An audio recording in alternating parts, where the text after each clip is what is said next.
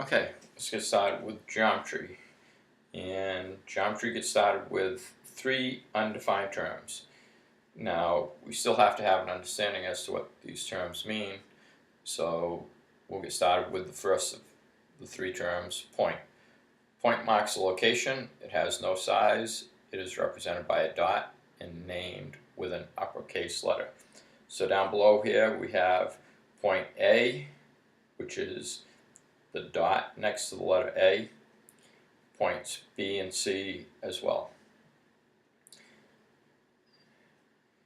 Next undefined term is a line. A line is a straight line, it doesn't have a curve to it.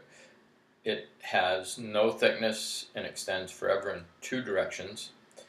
It has no endpoints. A line is named by a lowercase letter or by choosing 2 points that lie on the line, placing a symbol for a line above the 2 points. So that means, first case here, we have line RS is the same as line J. So we can name this two different ways. We can also reverse the letters and say it's also line SR. You can pick any 2 points that lie on the line, so if we also knew that this point was point T, you can pick any 2 out of the 3 points, and you could say it's line RT. It's a line passing through those 2 points and beyond in both directions. Down below we have another line, there's quite a few acceptable names. You could say it's line AB, you could say it's line AC, you could reverse the letters and say it's line BA or CA, or you could pick points B and C and have BC or line CB. Next undefined term is a plane. The plane is flat, it has no thickness, technically has the thickness of 1 point, which has no size. It extends forever in every direction.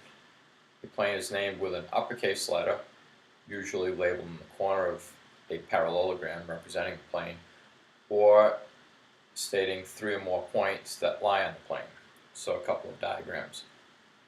This diagram is plane X, okay, because the X is in one corner. You can refer to it by that letter, or you might have a diagram of a box-shaped figure, and in this case we could refer to the plane on the right-hand side of the box, or the right-hand wall of the box, if you want to call it that, as plane BFGC.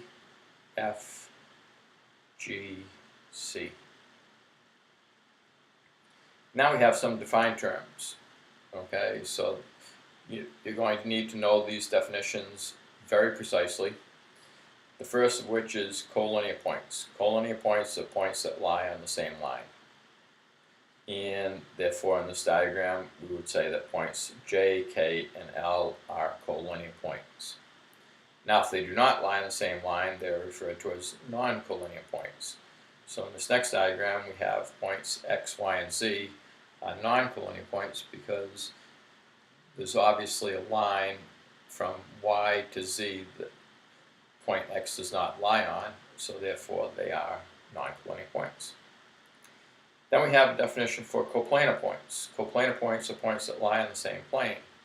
So in this first diagram we have points R, S, T, and W all lie on plane X, so therefore they are referred to as coplanar points. It's not always as easy as that to determine if points are coplanar. So let's look at another diagram.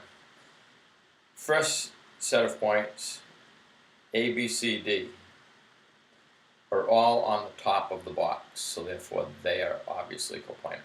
What is not so obvious is points C, G, C, A, and E. Now, at first glance, a lot of people would say that they're non-coplanar, but if you think of it as a box, if we could take a divider and put it inside the box, joining opposite corners of the box and going from the top to the bottom, that divider would touch or contain all of the points A, E, C, and G. So therefore, yes, those 4 points are coplanar. Okay. A set of non-coplanar points in this case would be points A, B, C, and F.